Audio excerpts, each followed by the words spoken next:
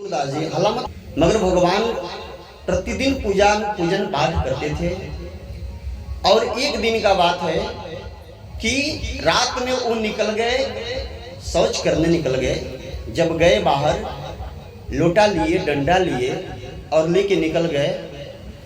जब उधर से जब रिटर्न जब हुए तो जैसे अब 2 कदम और आगे बढ़ते तब तक एक कुआं के अंदर गिर जाते, कुआं के अंदर गिर जाते।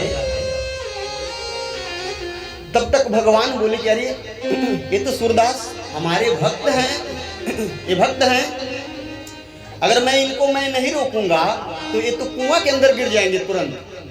भगवान तुरंत बालक के रूप बना के वहां पर आ गए और आकर कहे कि सूरदास जी खबरदार, आप आगे मत बढ़िएगा। कौन है आप?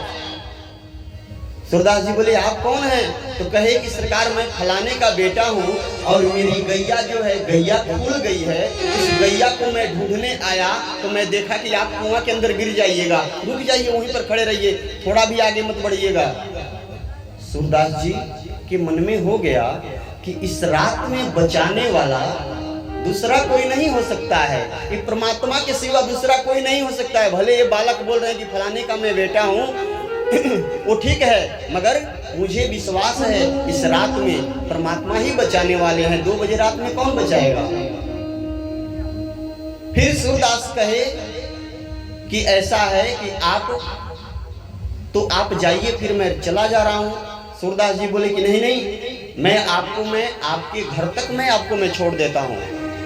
कहे कि ठीक है, छोड़ दीजिए। अब सूरदास जी जो डंडा जो लिए थे, भगवान क्या किए कि आगे डंडा पकड़ लिए और सूरदास जी पीछे, और भगवान आगे आगे चल रहे हैं और सूरदास जी पीछे डंडा पकड़े हुए हैं। और कहे सूरदास जी ये परमात्मा के सिवा दूसरा कोई नहीं हो सकता है। आज मैं इनको पकड़ूंगा, आज मैं पकड़ूंगा।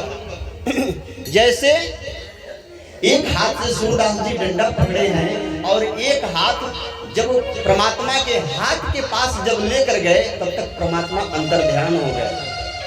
जब अंतर ध्यान हो गए तो सूरदास जी वहां पे रोने लगे, जोर जोर से रोने लगे, फूंका फाड़ के रोने लगे जोर जोर से।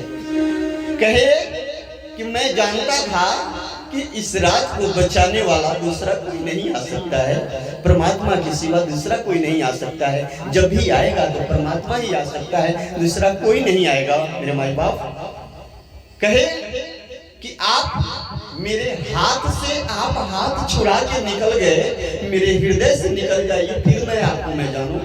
मेरे हृदय से निकल जाइए। तो इतना सुन के परमात्मा फिर आए और कहे कि सूरदास हमसे गलती हो गया। हाथ जोड़ के कहे कि हमसे गलती हो गया, आप बताइए क्या मांग रहे हैं? सूरदास जी बोले कि आप परमात्मा है ना?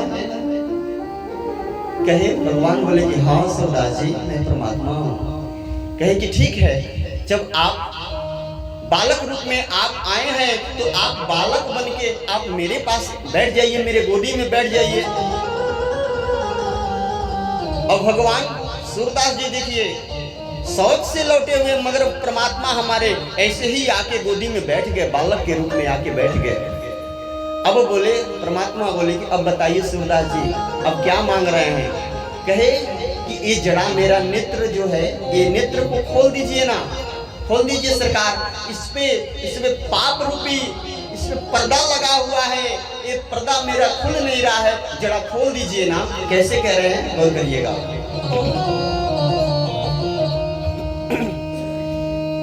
न है बुद्धि न ज्ञान,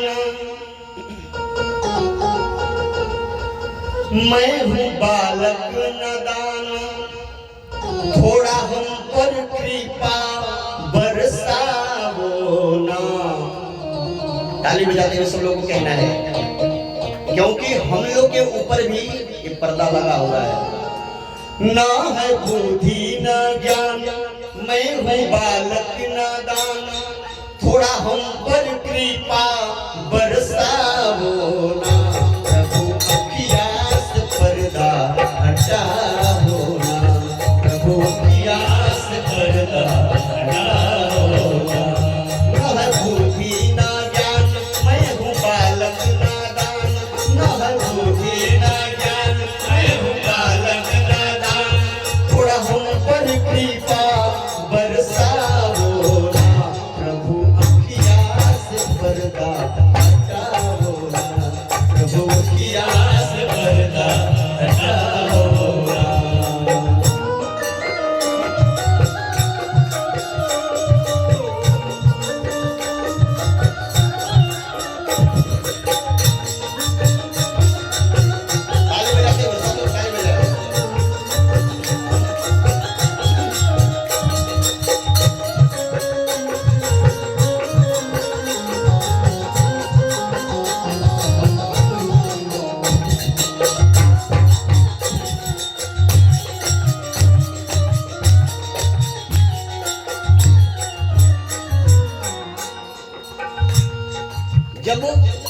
सूरदास जी बोले कि सरकार जरा ये आंख का जो पर्दा लगा है जरा इसको हटाइए ना, आवाज थोड़ा कम हो गया है, बढ़ाइए। जरा ये पर्दा लगा है जरा हटाइए ना। भगवान परमात्मा क्या किए कि पर्दा आंख सूरदास जी का सही कर दिए, पर्दा हट गया।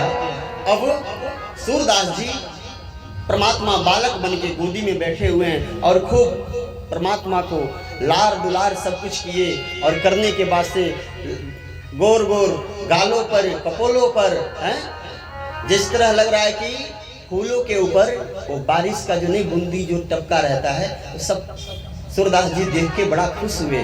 होने के बाद से फिर परमात्मा बोले कि अब बताइए सूरदास जी, अब मैं क्या क्या आप मांग रहे हैं बताइए। कहे कि सरकार ऐसा है कि अब मुझे कुछ चाहिए नहीं, मेरा नेत्र जिस तरह बंद था उस तरह आप तुरंत बंद कर दीजिए। कहे कि अरे सब लोग जब आपको नेत्र जब मैं दे दिया तो आप सब दुनिया को देखिए। कहे कि सरकार मुझे दुनिया देखने का कोई मतलब नहीं है, जिस नेत्र से जब मैं परमात्मा को ही देख लिया तो फिर दुनिया क्या देखना है सरकार। अरे ताली बजाना है तो जोर से बजाइए। तो वही कहना है